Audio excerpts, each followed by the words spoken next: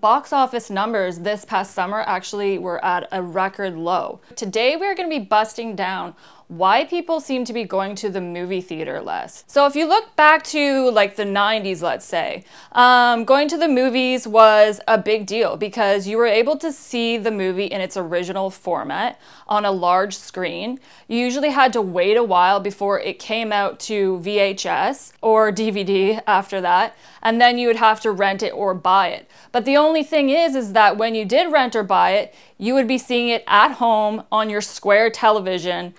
So you're not seeing the movie how it was intended on the large format. Nowadays, basically movies come out right after they're in the theater. They're showing up in your home, basically on your streaming site that you're already subscribing to, and you can see it on these large televisions that fit the same format as a movie theater. So today, less than 10% of the US population goes to the movies, compared to 65% in the 1930s. So that is a huge drop. And the people who are still going to the movies are actually purchasing less tickets per year than they did back in the past. So going to the movies for a night out is becoming a pretty niche thing. Next, we're going to give you a couple points that are pro-theater and anti-theater. So one of the cases against Cineplex, they were actually accused of price dipping.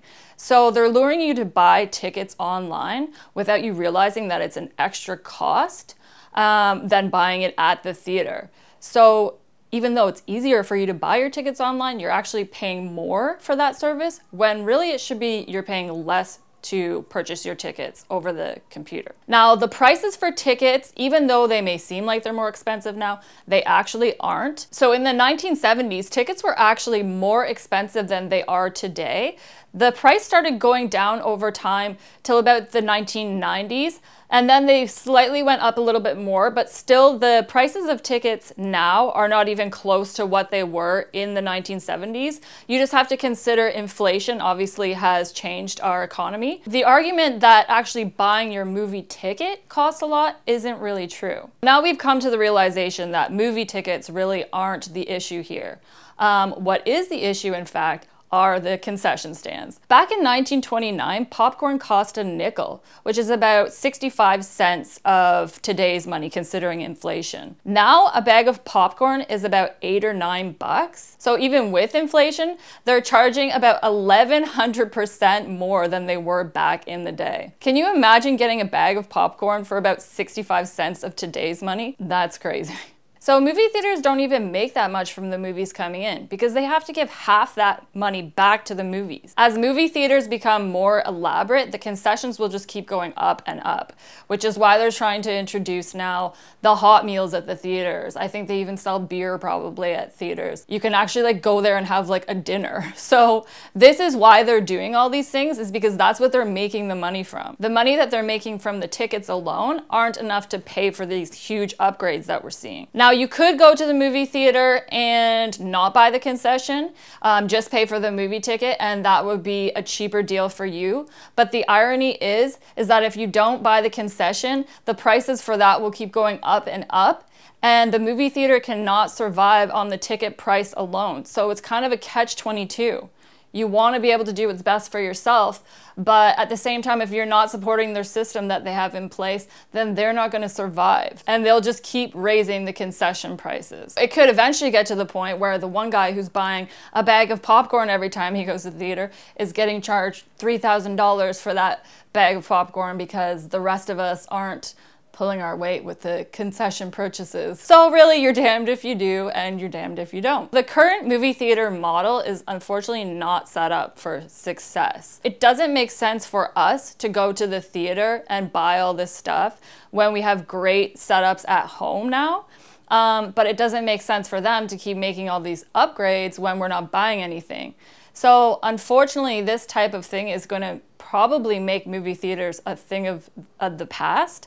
In about 20 or 30 years, there might still be movie theaters, but they may hold a very different sort of niche place in our society. Kind of like going to a used bookstore. The one exception to this, and there's plenty of these theaters around the city here, are the art house theaters that don't charge a ton for the movie. They don't charge a ton for the snacks.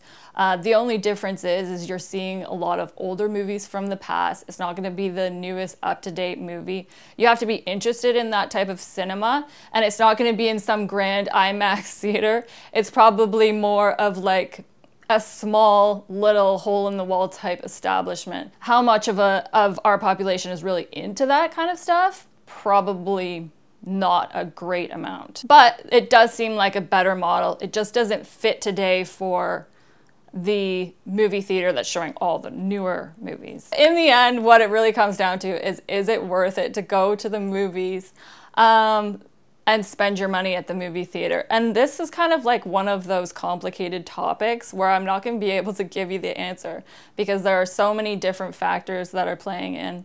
And really, this kind of is a question that you have to decide for yourself.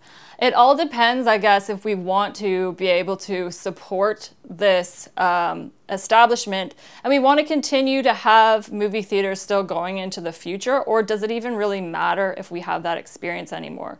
I know personally I'll be sad to see it as a thing of the past because it was so much a part of my childhood.